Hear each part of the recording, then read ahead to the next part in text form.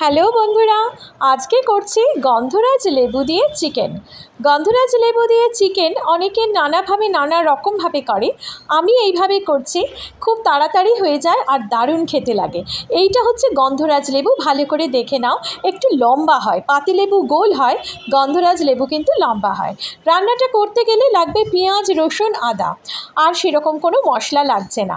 পেঁয়াজটাকে আমি দেখো কুচি করে মিক্সিতে দিয়ে নিচ্ছি। পেঁয়াজটাকে কিন্তু খুব ফাইন করে বেটে নিতে হবে। তার সাথে আমি কিছু রসুন কোয়া দিয়ে দিচ্ছি। রসুন আর পেঁয়াজটা ফাইন করে আমি বেটে নিলাম। এবার কড়াই সর্ষের তেল দিচ্ছি।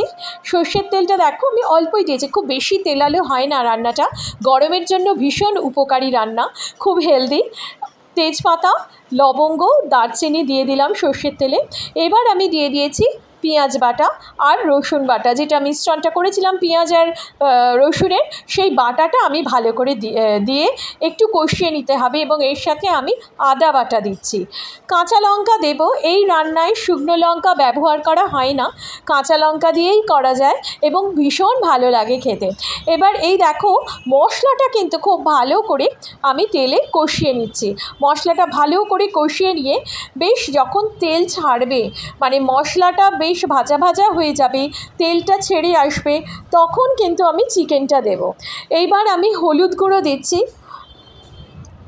এই রান্নাতে যদি কেউ ঝাল ঝাল খেতে চাও তাহলে সামান্য লঙ্কা গুঁড়ো দিতে পারো, কিন্তু আমি এই রান্নাটা সম্পূর্ণ কাঁচা লঙ্কা দিয়েই করব। এটা ওই জন্যই বললাম গরমকালে এই রান্নাটা ভীষণ হেলদি খাওয়া, খেতেও ভালো লাগে আর মনটাও বেশ একটা তরতাজা, মানে লেবুর গন্ধটা এত সুন্দর লাগে যে মনটাও ভীষণ ভালো লাগে। এই দেখো এবার এই গন্ধরাজ লেবুটাকে আমি কেটে নিচ্ছি। এইটা কাটার একটা ব্যাপার আছে। গন্ধরাজ লেবুটাকে দেখো আমি প্রথমে দুভাগ করে নিলাম। দুভাগ থেকে এরকম স্লাইস করে নিচ্ছি আমি লেবুটাকে। অনেকে গোল গোল করেও কাটে, আমি এইভাবে কাটছি, তার একটা কারণ আছে। এটা দেখো বুঝতে পারবি কেন আমি এরকম লম্বা করে কাটছি। এইরকমভাবে লম্বা করে প্রথমে আমি লেবুটাকে দেখো কেটে নিচ্ছি। লম্বা করে কেটে নিয়ে এবার গন্ধরাজ লেবুতে দেখতে পাচ্ছ প্রচুর দানা থাকে। এই দানাগুলোকে আমাকে সব আলাদা করতে হবে। দানাগুলো ভালো করে পরিষ্কার করে নাও। আর এই শিরাগুলোকেও দেখো কেটে নাও। এই শিরাগুলোকে আমি যেভাবে কেটে নিচ্ছি এইভাবে কেটে নেবে। তোমরা সবাই জানো যে গন্ধরাজ লেবুর গন্ধটা অসাধারণ, মানে গন্ধের জন্য বিখ্যাত। আচ্ছা দেখো আমি এই গন্ধরাজ লেবুর দানাগুলো সরিয়ে নিয়ে কি করছি, গন্ধরাজ লেবুর যে খোসাটা কিন্তু বেশ মোটা, দেখছো ছুরি দিয়ে আমি হালকা করে এই খোসাটা ছাড়িয়ে নিচ্ছি। এই খোসাটা লেমন জেস্ট বলে। এটা তোমরা গ্রেটার দিয়েও করে নিতে পারো, কিন্তু আমি ছুরি দিয়ে করে নিলাম কারণ এটার সারফেসটা একটু বেশি, তো ছুরি দিয়ে খুব ভালোভাবেই করে নেওয়া যায়। এই যে দেখছো হালকা করে, সাদাটা কিন্তু আসবে না, শুধুমাত্র সবুজ অংশটা সাবধানে ছুরি দিয়ে কেটে নিতে পারো।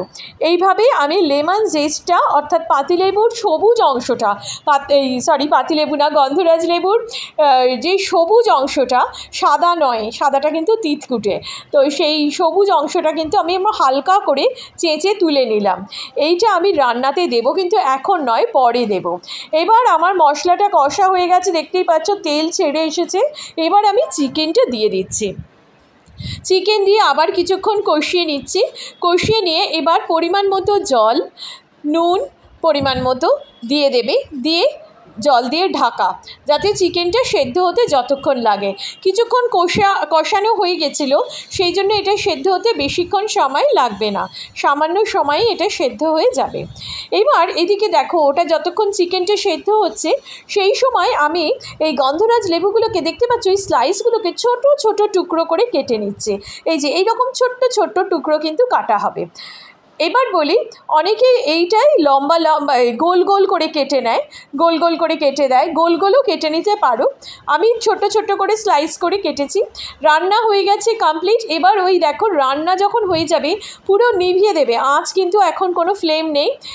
এরপর আমি এখানে কাঁচা লঙ্কা দিচ্ছি আর দিচ্ছি ওই লেমন জেস্ট, এইগুলো আমি দিয়ে দিলাম। এরপরই আমি লেবুর রসটা দেব, এই যে গন্ধরাজ লেবুর রসটা এবারে দেব। তোমরা মনে রেখো রান্না হতে হতে কিন্তু কখনোই লেবুর রস দিও না, লেবুর রসটা অবশ্যই রান্নার পরে দেবে, তবে ফ্লেভারটা ভীষণ ভালোভাবে থাকবে। এবার এই যে পিসগুলো দেখো, ছোটো ছোটো পিসগুলো আমি দিয়ে দিয়েছি। এইগুলো আমি দিয়ে এবার আমি একটা ঢাকা দিয়ে দেব। এইতেই তোমার পুরো ফ্লেভারটা পুরো চিকেনে মিশে যাবে এবং অসাধারণ খেতে লাগবে। এটা কিন্তু মনে রেখো, কখনোই কিন্তু ফ্লেমে যখন আছে মানে জল ফুটছে রান্না, সেই ফোটার অবস্থায়, ফুটন্ত অবস্থায় কিন্তু লেবুর রস দেবে না, লেবুর রসটা পরে দেবে। ফ্লেমটাকে অফ করে দিয়ে তারপরে দেবে। এইবার টেস্ট করো, দেখো কেমন লাগে, কমেন্ট করে জানিও কেমন লেগেছে। টাটা।